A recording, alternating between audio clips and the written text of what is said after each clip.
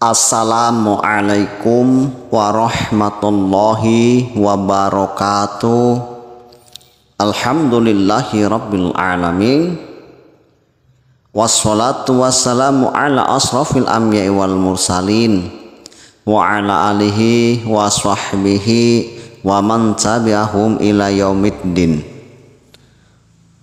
Allahumma sholli ala sayyidina Muhammad wa ala alihi sayyidina Muhammad. Alhamdulillah, hadirin sobatku yang dirahmati Allah Subhanahu wa ta'ala.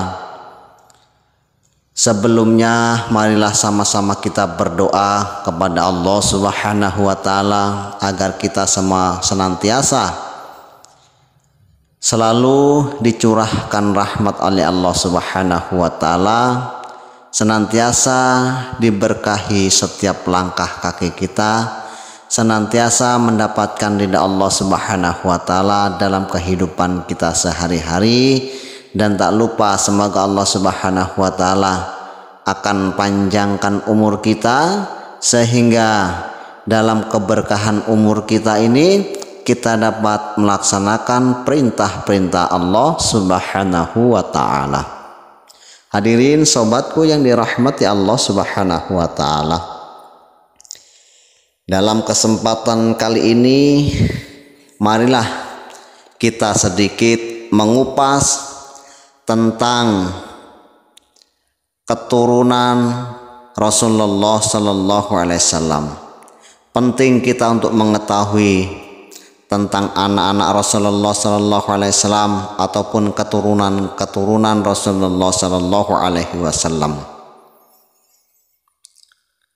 Hadirin sobatku yang dirahmati Allah Subhanahu wa ta'ala,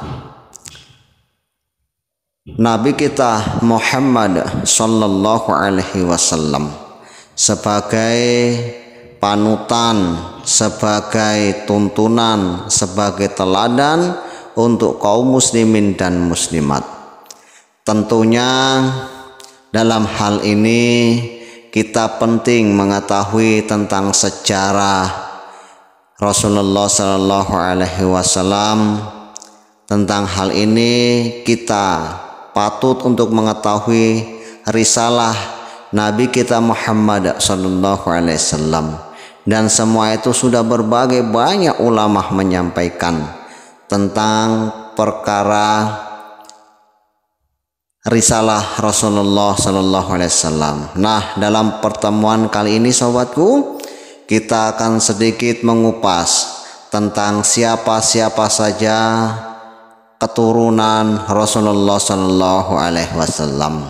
Karena ahli tarik dan dalam berbagai hadis riwayat ahli sejarah bersepakat bahwa seluruh putri Rasulullah Sallallahu Alaihi Wasallam ada 4 orang.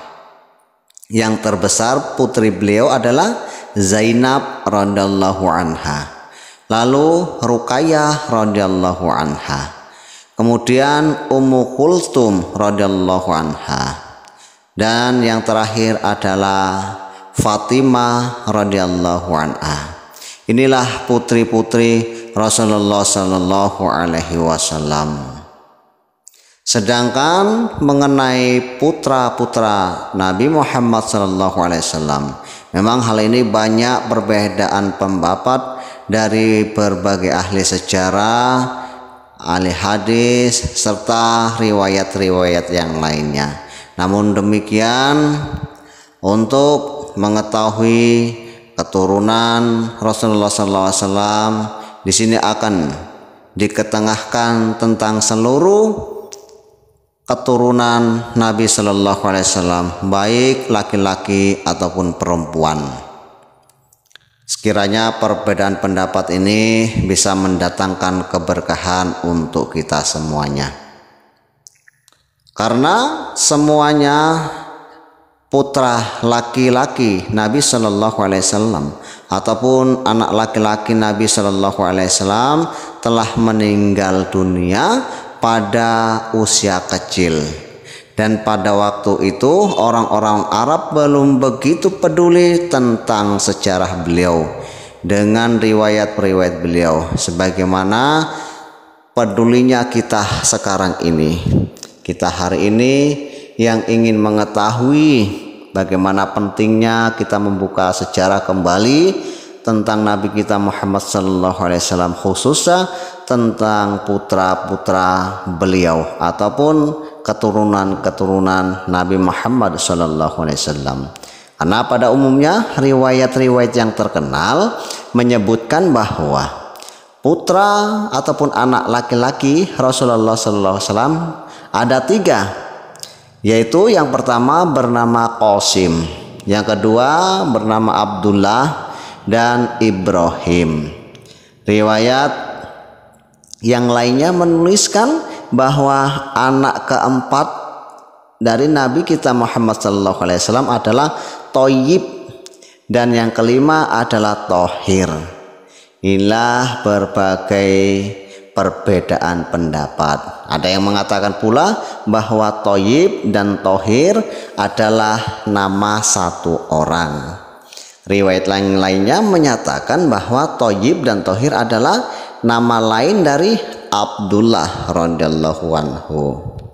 Jadi Rasulullah Shallallahu Alaihi Wasallam mempunyai 3 orang anak laki-laki saja. Dan di lain riwayat juga ada yang menyebutkan Mutahhar. Mereka menyatakan bahwa Thayyib lahir bersama-sama dengan Muthayyab, dan Thohir lahir bersama-sama dengan Mutahhar. Jadi jika demikian putra Rasulullah Sallallahu Alaihi Wasallam ada 7 orang. Namun riwayat yang paling benar adalah Rasulullah Sallallahu Alaihi Wasallam hanya memiliki 3 putra. Semua anak Rasulullah Sallallahu Alaihi Wasallam ini selain Ibrahim seluruhnya adalah putra Khadijah radhiyallahu anha. Itulah keterangan dari putra dan putri Rasulullah sallallahu alaihi wasallam ataupun keturunan dari Rasulullah sallallahu alaihi wasallam. Dan di antara anak laki-laki beliau yang pertama adalah Qasim. Namun ada perbedaan pendapat lagi dalam hal ini. Apakah Qasim ini lebih tua dari Zainab atau lebih muda dari Zainab? Qasim radhiyallahu anhu meninggal dunia ketika masih kecil. Tertulis bahwa ia meninggal pada usia 2 tahun. Ini yang tertulis dalam sebagian sejarah. Sementara riwayat yang lain menulis lebih dari umur tersebut ataupun kurang dari umur tersebut. Putra yang kedua Nabi Shallallahu Alaihi Wasallam adalah Abdullah radhiyallahu anhu, yang lahir setelah kenabian Nabi kita Muhammad Shallallahu Alaihi Wasallam, sehingga namanya juga disebut Thayyib ataupun Thohir. Ia juga meninggal dunia ketika masih kanak-kanak.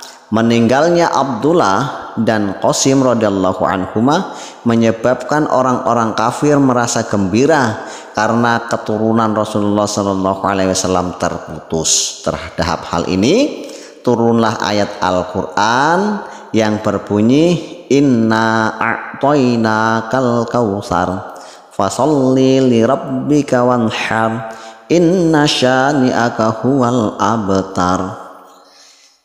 Dengan demikian orang-orang kafir berkata bahwa jika keturunan Rasulullah SAW terputus, maka nama yang berkah itu akan lenyap.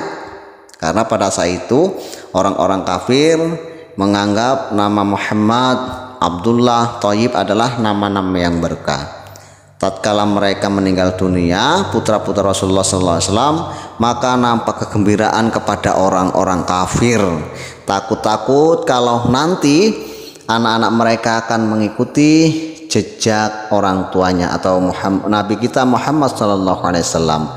Maka mereka mengatakan nama-nama yang berkah itu akan lenyap dan akan terputus dengan meninggalnya putra-putra Rasulullah SAW. Tapi jawabannya adalah bahwa sampai sekarang nama beliau tetap harum meskipun sudah 1400 tahun berlalu.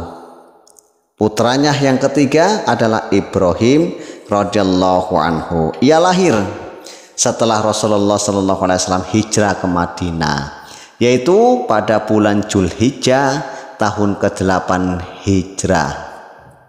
Ibrahim radhiyallahu anhu adalah putra dari Maria radhiyallahu anha, bekas hamba sahaya Rasulullah sallallahu alaihi wasallam, dan merupakan putranya yang terakhir. Pada hari ke-7 dari kelahiran Ibrahim, Rasulullah sallallahu alaihi wasallam menyembelih 2 ekor domba sebagai akikoh.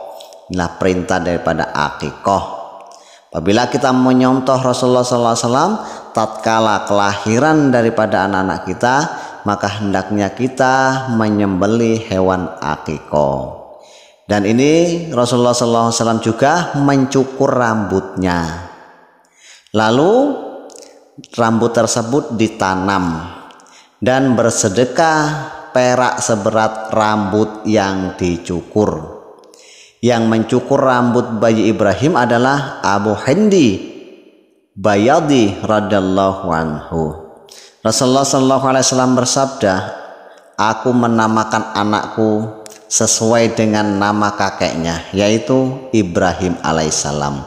Ibrahim meninggal dunia ketika ia berumur 16 tahun, yaitu pada bulan Rabiul Awal tahun ke-10 Hijriah. Sebagian riwayat menyebutkan bahwa ia meninggal dunia pada umur 18 tahun. Rasulullah SAW bersabda, "Di surga nanti Ibrahim akan dilayani dengan pemberian minuman susu." Inilah kisah tentang keturunan Rasulullah SAW.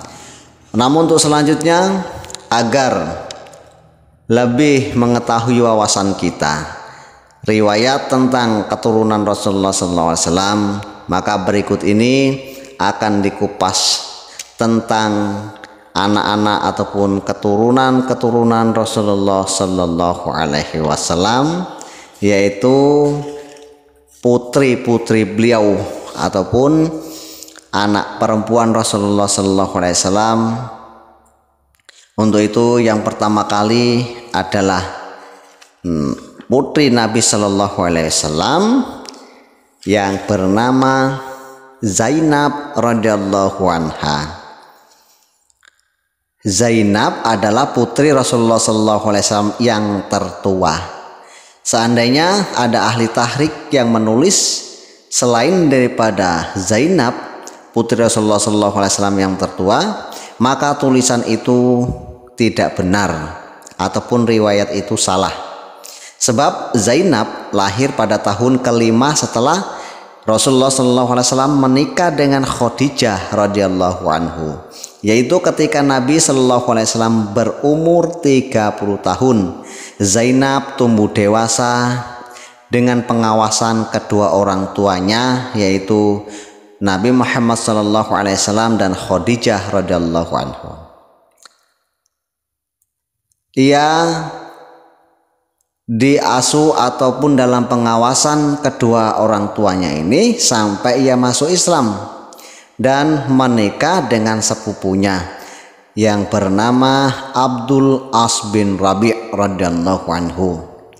Setelah perang Badar, ia ikut berhijrah karena orang-orang musyrik telah melukainya. Adapun kisahnya banyak sekali diceritakan dalam berbagai riwayat ataupun kisah tentang putri Rasulullah Sallallahu Alaihi Wasallam. Diceritakan bahwa di dalam kisah dari suami Zainab radhiyallahu anhu, ia terluka dan terus dengan lukanya yang dideritanya sampai akhirnya di permulaan tahun ke-8 Hijriah ia meninggal dunia. Ini terjadi ketika dalam perang Badar. Suaminya datang ke Madinah pada tahun ke-6 ataupun ke-7 Hijriah. Lalu ia memeluk Islam. Dari pernikahan itu ia mempunyai 2 orang anak, laki-laki dan perempuan. Yang laki-laki bernama Ali radhiyallahu anhu. Ia meninggal dunia setelah ibunya wafat saat ia hampir dewasa. Ketika itu Rasulullah SAW masih hidup. Diriwayatkan bahwa ketika Fatah Makkah, Ali putra Zainab, ia ikut duduk di atas onta bersama Rasulullah SAW. Inilah Ali, cucunya Rasulullah SAW. Sedangkan putrinya bernama Umamah radhiyallahu anha, yang kisahnya banyak sekali tertulis dalam kitab-kitab riwayat sejarah dan hadis. Kita sering mendengar bahwa ketika Rasulullah SAW sedang sujud, maka Umamah menaiki punggung Rasulullah SAW. Umamah masih hidup terus sehingga sesudah Rasulullah SAW wafat. Setelah bibinya yaitu Fatimah, istri Ali radhiyallahu anhu wafat, Umamah menikah lagi dengan Mughirah bin Naufal radhiyallahu anhu. Dari pernikahannya dengan Ali, ia tidak mempunyai keturunan. Tetapi dari pernikahannya dengan Mughirah radhiyallahu anhu, ia mempunyai seorang anak yang bernama Yahya. Namun ada yang menentang pendapat ini. Diriwayatkan bahwa ketika Fatimah akan meninggal dunia, ia berwasiat agar suaminya yaitu Ali menikah dengan keponakannya yaitu Umamah radhiyallahu anha ataupun putri Zainab radhiyallahu anha. Ia wafat pada tahun ke-50 Hijriah. Itulah kisah dari Zainab serta keturunan Zainab Rasulullah SAW. Zainab adalah putri Rasulullah SAW, sedangkan Umamah adalah cucu Rasulullah SAW. Yang selanjutnya, anak perempuan Rasulullah SAW adalah Ruqayyah radhiyallahu anha. Ia adalah putri Rasulullah SAW yang kedua, saudara kandungnya Zainab radhiyallahu anha. Ini lahir 3 tahun setelah Zainab, yaitu ketika Rasulullah SAW berumur 33 tahun. Sebagian ahli tahrikh ataupun ahli sejarah menulis bahwa Ruqayyah lebih tua dari Zainab, tetapi yang benar adalah Ruqayyah adiknya Zainab. Ia telah menikah dengan anak pamannya, yaitu anak daripada Abu Lahab, yaitu Utsbah. Setelah turun surat Al-Lahab, Abu Lahab berkata kepada kedua putranya, yaitu Utsbah dan Utaibah, yang menikah dengan putri Rasulullah SAW yang ketiga, yaitu Ummu Kulthum radhiyallahu anha. Haram bagiku bertemu dengan kalian berdua sebelum kalian menceraikan putri Muhammad sallallahu alaihi wasallam. Itulah perkataan Abu Lahab kepada putra-putranya yang telah menikahi putra Rasulullah sallallahu alaihi wasallam. Karena ancaman ayahnya itu, mereka yaitu putra-putra Abu Lahab pun menceraikan istri-istrinya mereka masing-masing, yaitu menceraikan putri Rasulullah sallallahu alaihi wasallam. Mereka berdua telah menikah ketika masih anak-anak dan belum sempat berkumpul sampai mereka bercerai. Pada Fatah Makkah, bekas suami Ruqayyah yaitu Utbah akhirnya masuk Islam. Tetapi ia sudah bercerai sebelumnya dengan Ruqayyah. Ketika Utbah radhiyallahu anhu masuk Islam, Utsman dan Ruqayyah ini sudah ikut berhijrah ke Habasyah yang kedua. Rasulullah sallallahu alaihi wasallam bersabda, "Aku juga telah diperintahkan untuk berhijrah dan bertempat tinggal di Madinah Munawwaroh. Maka para sahabat radhiyallahu anhum mulai berhijrah ke Madinah Munawwaroh. Kemudian juga Utsman dan Ruqayyah, keduanya tiba di Mekah, tiba di Madinah sebelum Rasulullah Shallallahu Alaihi Wasallam datang. Setelah hijrah, yaitu pada saat perang Badar, Ruqayyah sakit. Jadi untuk menjaganya, Utsman terpaksa tinggal di Madinah. Ketika kabar gembira mengenai kemenangan kaum muslimin dalam pertempuran ataupun perang Badar sampai ke Madinah, saat itulah Utsman tengah menguburkan jenazah Ruqayyah, putri Rasulullah Shallallahu Alaihi Wasallam. Karena alasan itulah Utsman tidak ikut berhijrah, dan karena alasan itu pula maka Rasulullah Sallallahu Alaihi Wasallam tidak dapat menyertai pengebumian Ruqayyah, putri beliau. Ruqayyah belum sempat berkumpul dengan suaminya yang pertama, jadi ia belum mempunyai anak. Sedangkan dari Utsman, ia dikaruniai anak yang bernama Abdullah yang lahir di Habasyah. Abdullah masih hidup sampai ibunya meninggal dunia pada usia 6 tahun. Abdullah meninggal dunia yaitu pada tahun keempat Hijriah. Sebagian riwayat menuliskan setahun sebelum ibunya wafat. Abdullah telah meninggal dunia. Selain dari Abdullah, Ruqayyah tidak mempunyai anak lagi.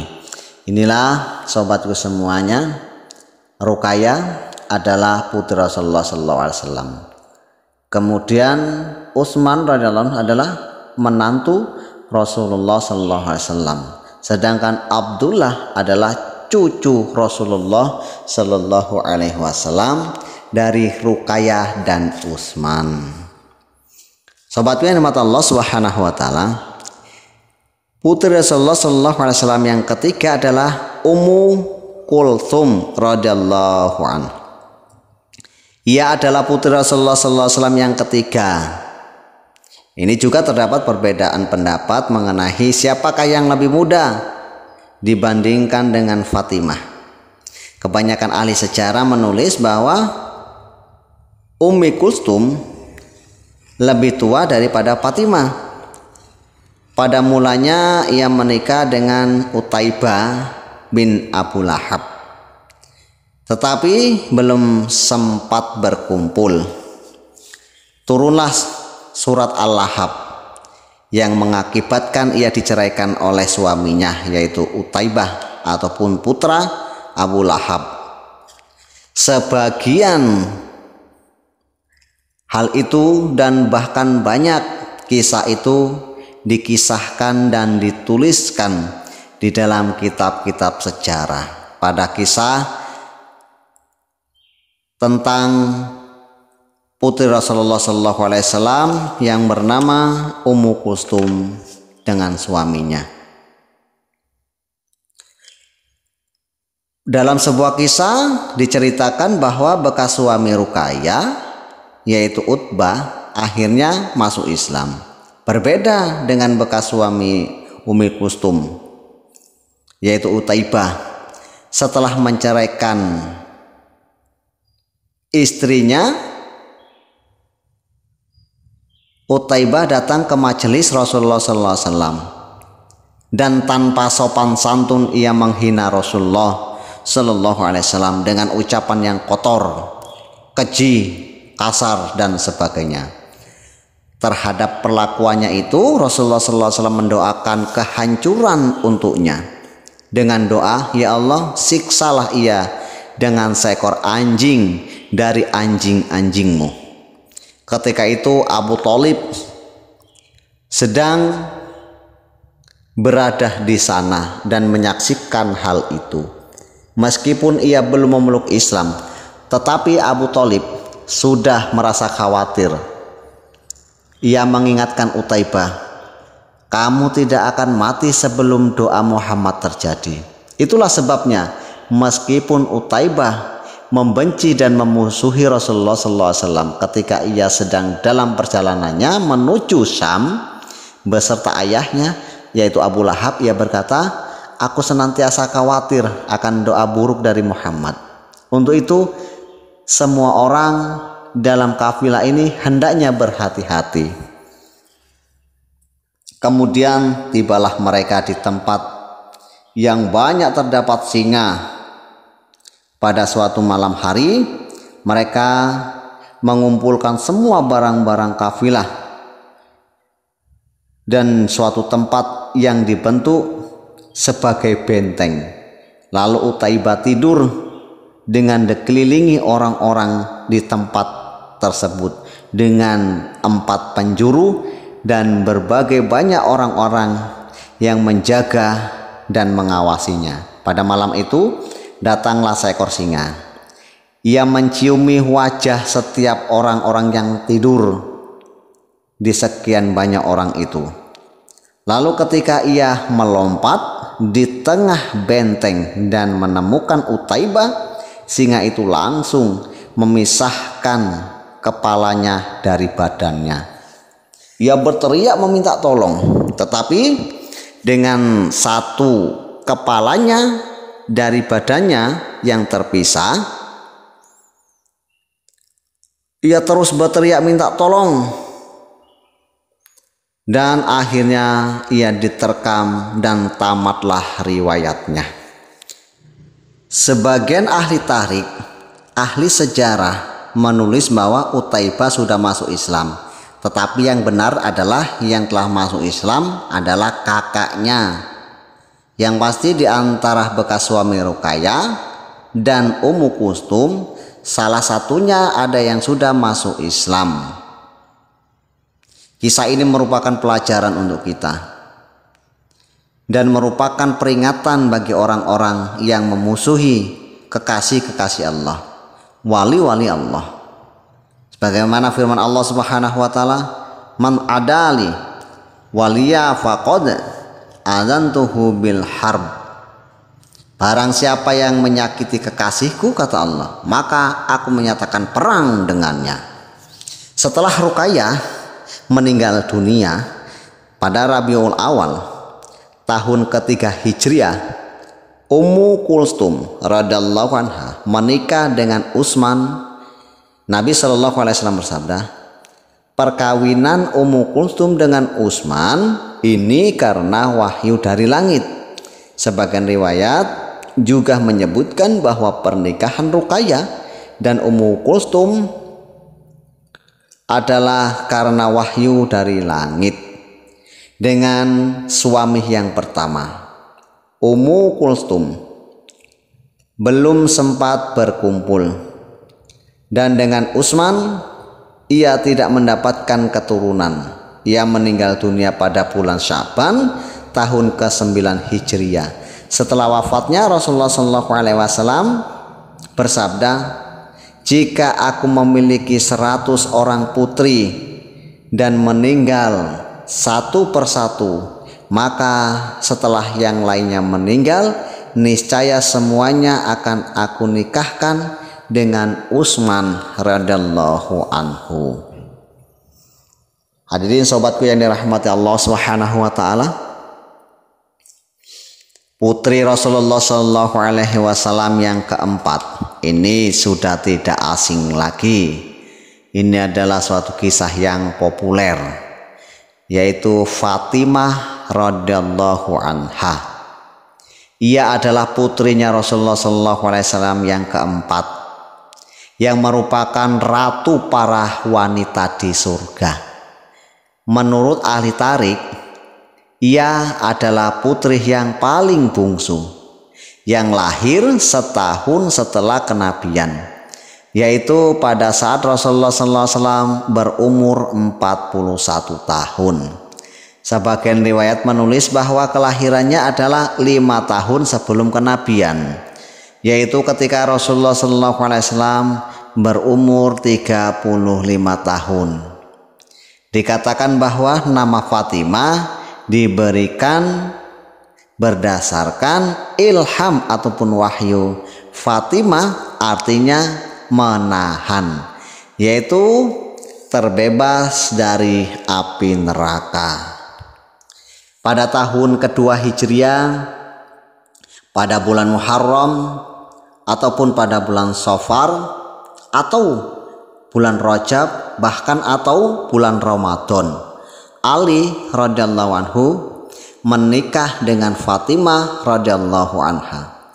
Dan setelah 7,5 bulan barulah mereka berkumpul. Pernikahan ini juga berdasarkan perintah Allah Subhanahu wa taala. Ketika menikah, umur Fatimah 15 tahun 5 bulan. Jika demikian, maka keterangan ini menguatkan dalam satu pendapat, satu riwayat. Yang pertama, bahwa Fatimah memang lahir pada saat Nabi Shallallahu Alaihi Wasallam berusia 41 tahun.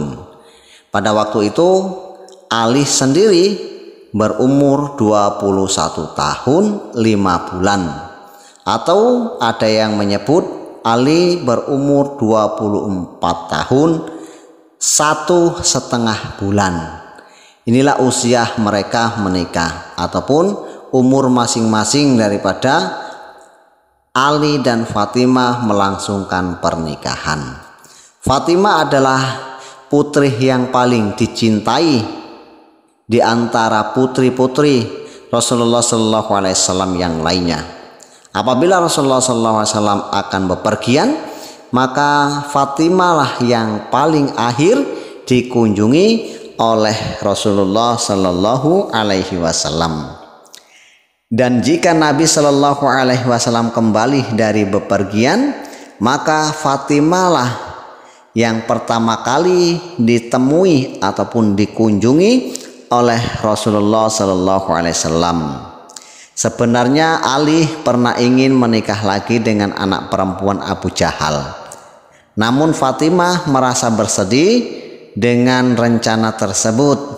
Kemudian Fatimah pun mengadukannya kepada ayahnya, yaitu Rasulullah Shallallahu Alaihi Wasallam. Lalu Nabi Muhammad Shallallahu Alaihi Wasallam bersabda, Fatimah adalah bagian dari tubuhku. Barang siapa yang menyusahkannya berarti ia menyusahkanku. Itulah sabda Rasulullah Shallallahu Alaihi Wasallam. Selama Fatimah masih hidup, Ali tidak menikah lagi dengan siapapun setelah Fatimah meninggal dunia. Namun setelah Fatimah wafat, barulah Ali menikah dengan keponakan Fatimah sendiri, yaitu Umamah radhiyallahu anha, yang kisahnya telah diketengahkan, yaitu bahwasanya istri kedua Ali adalah keponakan Fatimah yang bernama Umamah, yaitu putri Zainab radhiyallahu anha.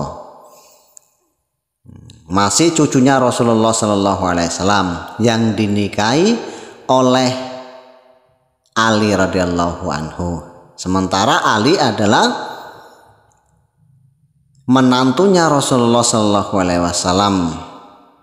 Setelah wafat putrinya Rasulullah Sallallahu Alaihi Wasallam, maka ia pun menikah dengan cucunya Rasulullah Sallallahu Alaihi Wasallam ataupun keponakan dari Fatimah yang bernama Umamah, putri Zainab radhiyallahu anha.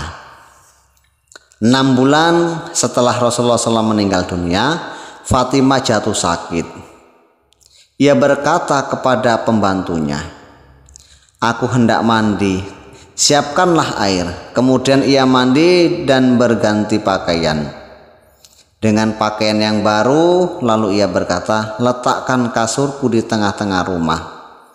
Fatimah memandangi tempat tersebut dan berbaring ke arah kiblat. Tangan kanannya diletakkan di bawah pipi. Lalu berkata, sudah saatnya aku sekarang akan meninggalkan dunia ini. Setelah berkata demikian, wafatlah Fatimah putri Rasulullah sallallahu alaihi wasallam. Keturunan Rasulullah sallallahu alaihi wasallam hanya berlanjut dari keturunan Fatimah dan Ali radhiyallahu anha.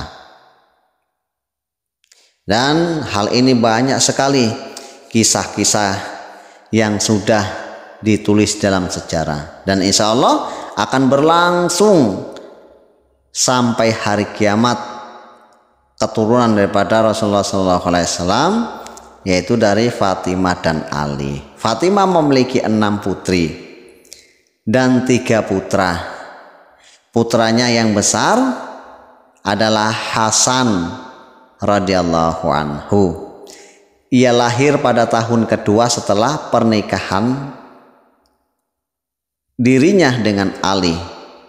Kemudian lahirnya putra yang kedua yaitu Husain pada tahun keempat Hijriyah. Lalu lahir Muhasan, namun ia meninggal dunia ketika masih anak-anak. Anak perempuan Fatimah yang pertama bernama Ruqayyah, juga meninggal dunia ketika masih kecil, sehingga sebagian ahli tarik tidak menulis mengenai dirinya. Putri yang keduanya adalah Ummu Kulsum yang menikah pertama kali dengan Amirul Mukminin, yaitu Umar radhiyallahu anhu. Ia mendapat seorang anak laki-laki bernama Zaid dan seorang anak perempuan bernama Ruqayyah. Setelah Umar meninggal dunia, Ummu Kulsum radhiyallahu anha menikah dengan Aun bin Ja'far radhiyallahu anhuma.